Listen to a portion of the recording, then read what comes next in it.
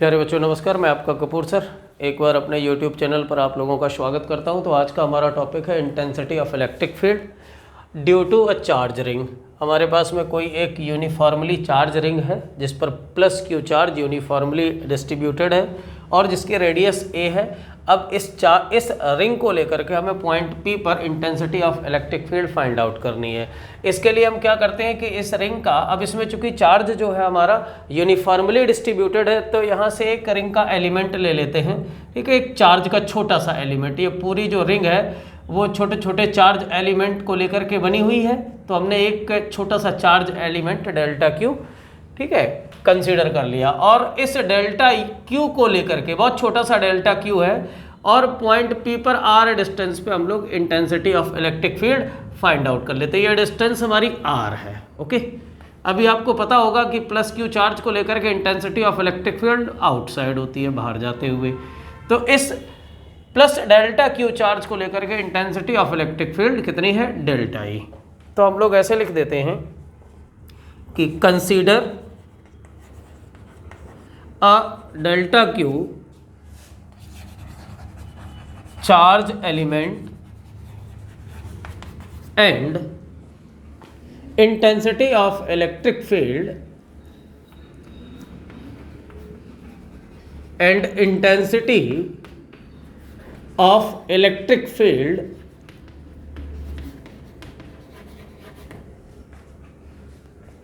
due to delta q given by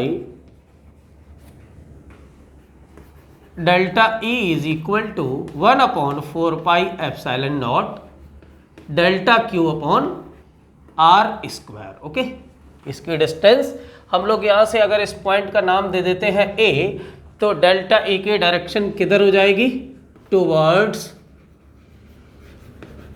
A से लेकर P की तरफ। Okay, clear. अच्छा, अब हम लोग यहाँ पर कॉन्सेप्चुअली देखते हैं कि रेजोल्यूट डेल्टा ई, मतलब डेल्टा ई को हम अलग अलग कंपोनेंट में डिवाइड कर लेते हैं। ये हमारे पास में थीटा है तो ये भी हमारे पास थीटा होगा। इधर हमारे पास में डेल्टा ई कॉस थीटा जा रहा होगा और इधर डेल्टा ई साइन थीटा जा रहा होगा।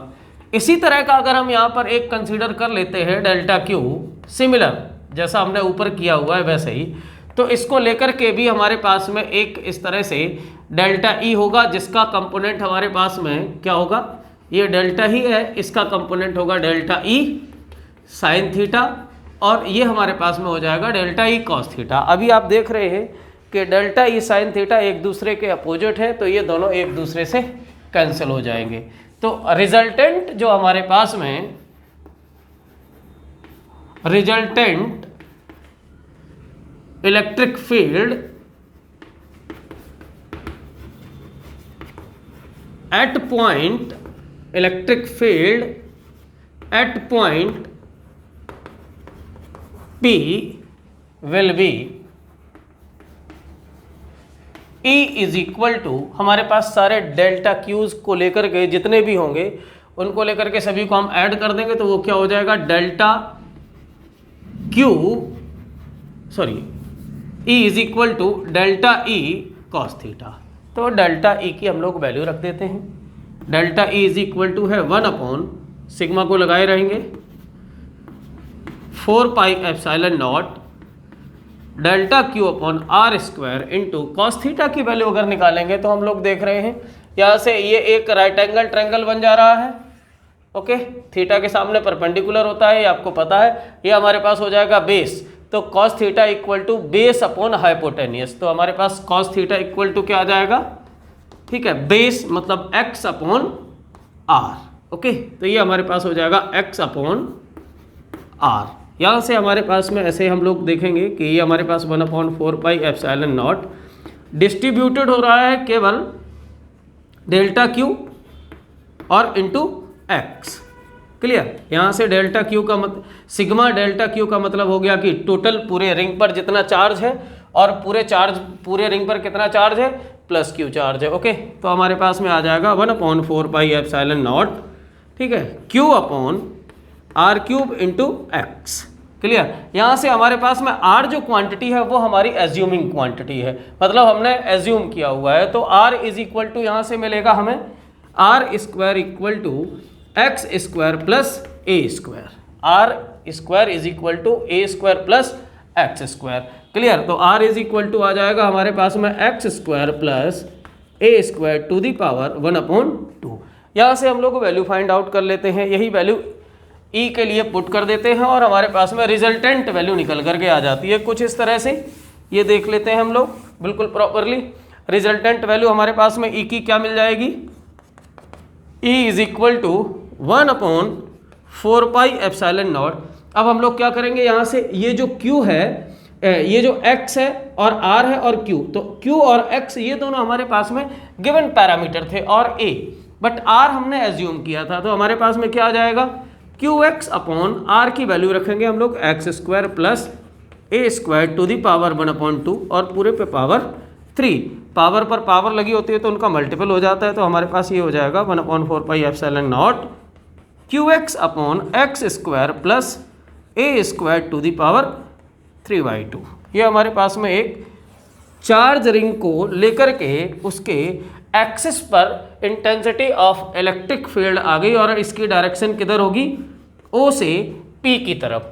तो अभी हम लोग एक छोटा सा काम कर लेते हैं, इसका एक केस फाइंड आउट कर लेते हैं कि अगर हम बात करते हैं सेंटर के लिए, तो सेंटर पे हमारे पास में x इज इक्वल टू हो जाएगा 0, जिससे सेंटर पे इंटेंसिटी ऑफ इलेक्ट्रिक फील्ड की वैल्यू हो जाएगी 0।